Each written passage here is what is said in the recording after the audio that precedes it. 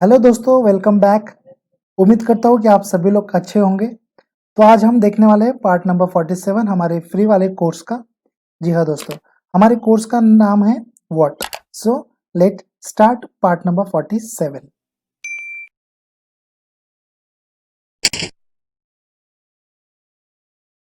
Question बिल्कुल अच्छी तरीके से उछलते हुए आपके सामने आया है। 231 नंबर वाला क्वेश्चन से आज हम स्टार्ट करने वाले हैं व्हाट इज ऑडिट फीस।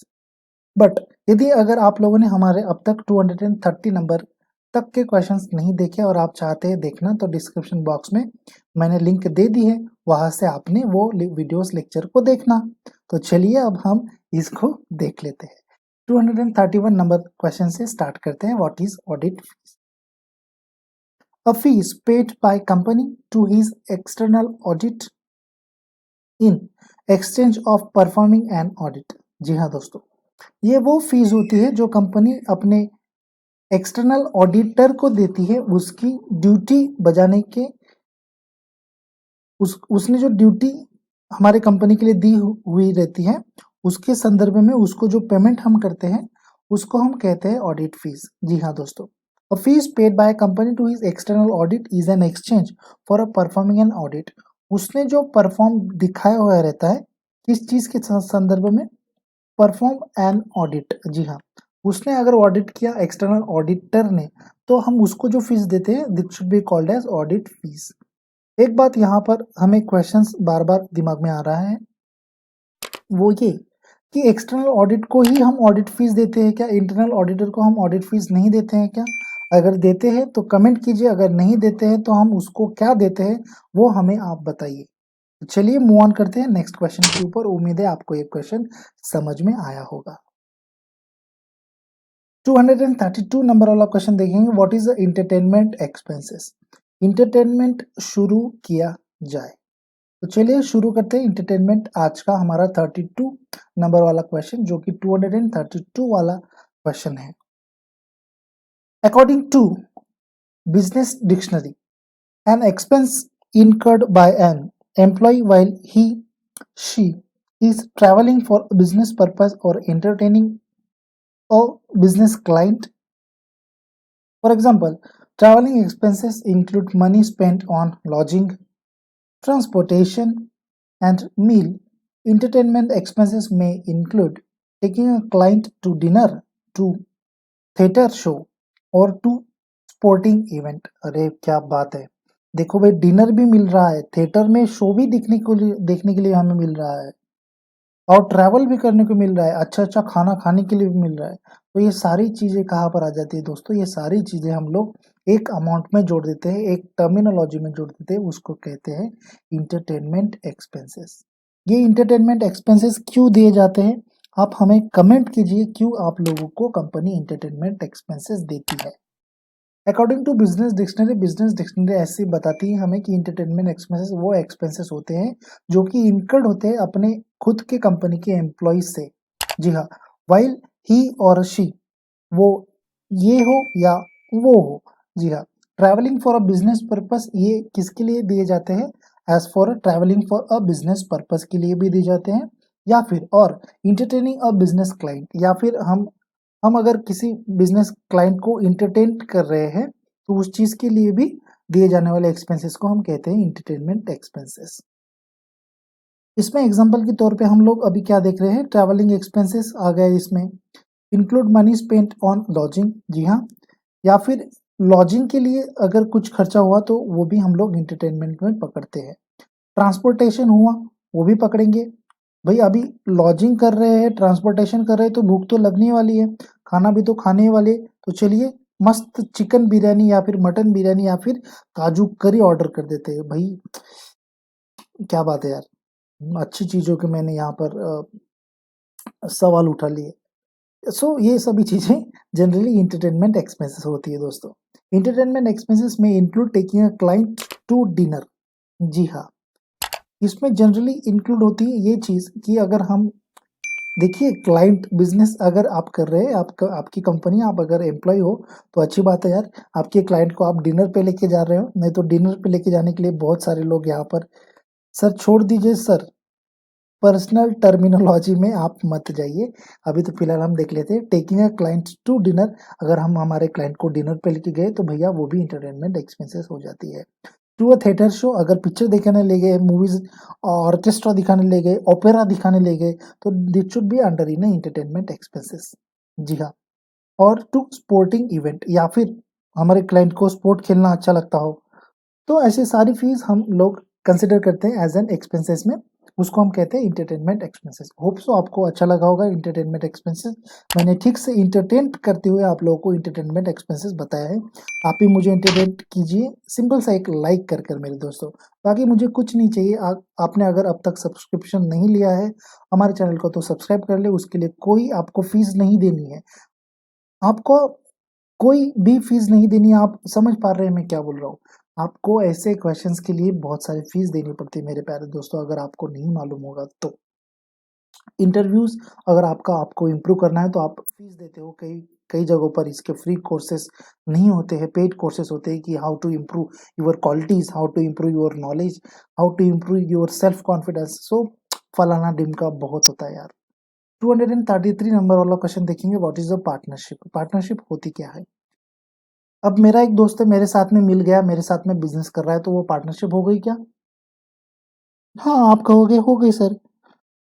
तो चलिए कोई बात नहीं। तो अगर ऐसे पार्टनरशिप होती है तो फिर गवर्नमेंट को एक्ट बनाने की जरूरत ही नहीं पड़ेगी यारो। चलिए, तो गवर्नमेंट ने एक्ट बनाया, इंडियन पार्टनरशिप एक्ट 1932। सेक्शन 4 हमें बताता है, डिफाइंस पार्टनरशिप को डिफाइन करता है। Defines partnership as the relation between person who have agreed to share the profit of a business carried on by all or any of them acting for all। जी हाँ, कितनी अच्छी और कितनी सुंदर definition यहाँ पर पार्टनरशिप एक्ट सेक्शन 4 ने हमें बताई है। पार्टनरशिप एक्ट 1932 सेक्शन 4 हमें क्या बताना चाहता है। ये हमें ये बताना चाहता है कि एक एक रिलेशनशिप है। जी हाँ, एक रिलेशन है। पार्टनरशिप क्या है, एक रिलेशन है बिटवीन, किन दोनों के बीच में, बिटवीन पर्सन्स। जी हाँ, दो बंदों के बीच में ये एक रिलेशनशिप है, एक रिलेशन है। हु हैव एग्रीड, वो दोनों एग्रीड होते हैं कंडीशंस के तौर के ऊपर। Who have agreed to share the profit, किसके लिए एग्रीड होते हैं, प्रॉफिट शेयरिंग के लिए वो लोग एग्रीड होते हैं। Of a business carried on by all. जी हाँ, एक बंदा हो या सारे हो, हम क्या कह रहे हैं, एक बंदा हो या सारे हो, अपने बिजनेस में वो अगर कुछ मुनाफा करते हैं तो वो मुनाफा को शेयर करते हैं एग्रीड कंडीशंस के ऊपर। और वहां पर वो जो बंदों की रिलेशन होती है उसको हम कहते हैं पार्टनरशिप। जी, आगे चल के देखते हैं। Business carried on by all or any of them. जी हाँ, बाय ऑल सारे, या फिर उन में से एक बंदा, देम एक्टिंग फॉर ऑल, उनमें से एक बंदा वो बिजनेस को एज एन रन करता हो, एक्टिंग करता हो, that should be called as partnership. हाँ, इसको हम कहते हैं पार्टनरशिप। तो चलिए पार्टनर, आगे वाले क्वेश्चंस में चले जाते हैं। अभी हम लोगों के साथ में पार्टनर हो, तो do you want a partner, ऐसा गाना था बहुत अच्छा वाला। जी हाँ। 234 number question, what is a partnership firm. अब जैसे कि हमने देखा कि पार्टनरशिप होती क्या है, पार्टनरशिप होती क्या है। अब हम देखेंगे पार्टनरशिप फर्म होती क्या है, पार्टनरशिप फर्म होती क्या है। तो चलिए देख लेते हैं। सर आप डबल डबल क्यों बोल रहे हो यार, कोई बात नहीं। Partnership firm is the firm where a person who have entered into a partnership with one another are individuals called partners and collectively called firm। ओहो, जी हाँ, जहां पर हम पार्टनरशिप करते हैं और पार्टनरशिप करने के बाद में वो हमारे कंपनी में ऐड हो जाता है। ऐड मतलब एज एन मेंबर वो ऐड हो जाता है, एज अ पार्टनर वो ऐड हो जाता है। और वो पार्टनर एज ऐड होने के बाद में हमारी जो कंपनी होती है, हमारी जो फर्म होती है, उसको हम कहते हैं पार्टनरशिप फर्म। ये तो हो गई जनरल टर्म। अगर आपको किसी ने मतलब इंटरव्यू लेने वाले बंदे ने पूछ लिया कि what do you mean by partnership firm, तब आपको ऐसा लंबा एकदम मस्त सीधा साधा आंसर देना है, बिल्कुल कंफ्यूज नहीं होना है। कहना है कि sir, partnership firm is the firm where a person who have entered into a partnership with one another are individually called partners and collectively called firm। वो सामने वाला आपके ऊपर बिल्कुल खुश हो जाएगा। आगे वो सवाल तो पूछेगा ही पूछेगा, बट ये सवाल से शायद आपका सिलेक्शन हो सके। उम्मीद है अगर आप लोगों का सिलेक्शन होता है तो प्लीज़ मुझे कमेंट कीजिए, मुझे बहुत खुशी होगी कि मैंने आप लोगों को ये टर्म ठीक से एक्सप्लेन की थी। फिर से देख लेते हैं आपको एक्सप्लेन करने के नज़रिए से। तो चलिए क्या है, partnership firm is the firm where a person who have entered, जी हाँ, ये एक फर्म होती है जहाँ पर एक बंदा एंटर करता है एज़ अ पार्टनरशिप के तौर के ऊपर, विथ वन सिंगल एंटर करता है या फिर साथ में एंटर करता है। अनदर आर इंडिविजुअली, और बाकी सब इंडिविजुअली एंटर करते हैं, और वो सभी लोगों को हम कहते हैं पार्टनर। और ये पार्टनर लोगों की कलेक्टिवली एक फर्म होती है जिसको हम कहते हैं collectively called a firm, and this should be known as a partnership firm. जी चलिए नेक्स्ट क्वेश्चन के ऊपर मूव ऑन करते हैं। दोस्तों अगर आपको मेरा ये वीडियो अच्छा लग रहा है, मैं ठीक से आपको एक्सप्लेन कर पा रहा हूँ, तो प्लीज़ सिंपल सा मेरे लिए लाइक कर दे ताकि आप मुझे मोटिवेट कर सके। जी हाँ दोस्तों, आप अगर लाइक करते हैं, आप अगर सब्सक्राइब करते हैं, आप अगर हमारे चैनल के वीडियोस को शेयर करते हैं, तो मुझे मोटिवेशंस मिलती है दोस्तों। जी हाँ, तो चलिए 235 नंबर वाला क्वेश्चन देख लेते हैं, what is a partnership deed. इसके ऊपर यूट्यूब पर बहुत सारे वीडियोस है, पार्टनरशिप डीड के ऊपर बहुत लंबे-लंबे वीडियोस है, मैंने खुद देखे हैं। आधे घंटे की वीडियो है, 30 मिनट्स के ऊपर के वीडियोस है, 45 मिनट्स, 1 घंटा, 2 घंटा, बहुत है पार्टनरशिप डीड के ऊपर। बट यहाँ पर जनरल टर्म हम अभी देख लेते हैं।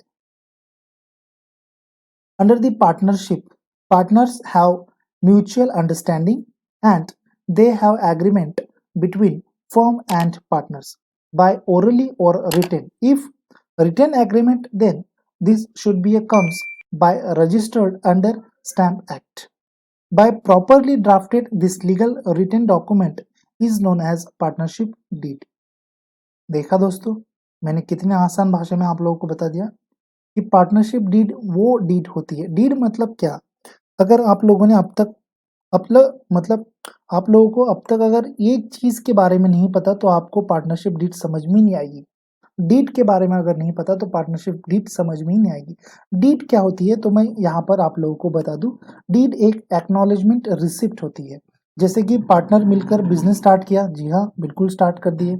तो आप लोग जब रजिस्टर्ड होकर साइन करेंगे कि मैं ये कंपनी में पार्टनर हूँ, आप ये कंपनी में पार्टनर हैं, हम ये कंपनी में पार्टनर हैं, तो आप जो कागज़ के ऊपर साइन कर रहे हैं, आप जो स्टेटमेंट के ऊपर साइन कर रहे हैं, आप जो एक्नॉलेजमेंट के ऊपर साइन कर रहे हैं, वो एक्नॉलेजमेंट, वो कागज़, वो आपका पेपर, उसी को कहते हैं डीड। क्या कहते हैं दोस्तों? उसी को कहते हैं डीड। और वो जो डीड होती है, वही डीड को हम कहेंगे अब पार्टनरशिप डीड। तो सारे दोस्तों, मतलब दोस्त हमने कहा यहाँ पर, सारे पार्टनर मिलकर एक डीड, एक पेपर तैयार करते हैं, जिसको बॉन्ड भी कह सकते हैं। बट बॉन्ड ये अलग टर्मिनोलॉजी हो जाती है। जैसे कि हम कहते हैं ना कि मैं आपके कल पैसे दे दूंगा, 500 के बॉन्ड पे लिख के देता हूँ, 1000 के बॉन्ड पे लिख के देता हूँ, तो आप डीड करके दे रहे हैं बेटा। आप एक बात ध्यान में रखिए, तो this should be consider as an partnership deed. यहाँ पर मैं सिंपल टर्म में आप लोगों को फिर से एक बार बता दूं। Under the partnership part under the partnership, partners have a mutual understanding. Partner लोगों को सबको म्यूचुअल अंडरस्टैंडिंग होती है कि कितना प्रॉफिट लेना है, कितना प्रॉफिट देना है, ये वो ये सभी चीजें। And they have agreed between firm and partners, और वो एग्रीड होते हैं एग्रीमेंट करने के लिए, किसके संदर्भ में? बिटवीन फर्म एंड पार्टनर्स के बीच में, मतलब कंपनी और पार्टनर लोगों के बीच में वो एग्रीड होते हैं। क्यों एग्रीड होते हैं? क्योंकि उनके पास में म्यूचुअल अंडरस्टैंडिंग होती है। दोस्तों एक बात फिर से मैं दोहरा दूं, आप लोगों को म्यूचुअल अंडरस्टैंडिंग बहुत मायने रखती है। जी हाँ दोस्तों, बाय ओरली और रिटेन। जी हाँ, ये डीड एक तो ओरली हो सकती है, अगर ओरली है तो बहुत कंफ्यूजन है। जनरली तो पार्टनरशिप डीड ओरली नहीं होती है, बट अगर ओरली है तो बहुत कंफ्यूजन है दोस्तों। वो एक्ट के अंदर में नहीं आ जाती, अगर आपके पार्टनर भाग गए तो पैसा नहीं दे पाएंगे। और रिटेन, जी हाँ, अगर रिटेन एग्रीमेंट है तो वो पार्टनरशिप डीड कहलाएगी। Written agreement, then this should be a comes by registered. अगर रिटेन एग्रीमेंट है तो वो रजिस्टर्ड होती है एज एन स्टैम्प एक्ट के अनुसार, बाय प्रॉपरली ड्राफ्टेड, और उसको प्रॉपरली ड्राफ्ट किया जाता है, 1 लाइन टू 1 वर्ड उसको ठीक से लिखा जाता है। अगर स्पेलिंग भी मिस्टेक हुई, इधर का शब्द उधर का हुआ, तो भैया बहुत बड़ी वहां पर प्रॉब्लम आ सकती है। जी हाँ दोस्तों, properly drafted this legal written document is known as a partnership deed.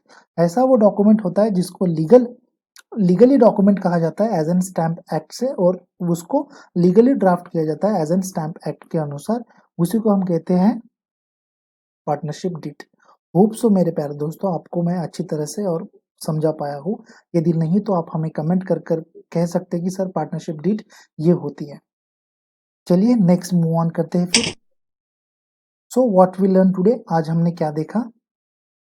पहला क्वेश्चन था what is the audit fees. दूसरा क्वेश्चन था what is the entertainment expenses. तीसरा क्वेश्चन था what is a partnership. Number 4 था what is a partnership firm. And last one what is a partnership deed. Hope so आपको ये video अच्छा लगा होगा, आपने इस वीडियो को लाइक किया होगा और आप हमारे सब्सक्राइबर है। मैं ऐसा मानकर चलता हूँ कि आप और मैं अगले वीडियो में फिर से मिलेंगे कुछ अलग फंडे लेकर, कुछ अलग क्वेश्चंस लेकर। तब तक के लिए आप हमारे और भी बाकी कई वीडियोस देख सकते हैं दोस्तों। Have a good day, bye bye, take care, see you मेरे दोस्तों।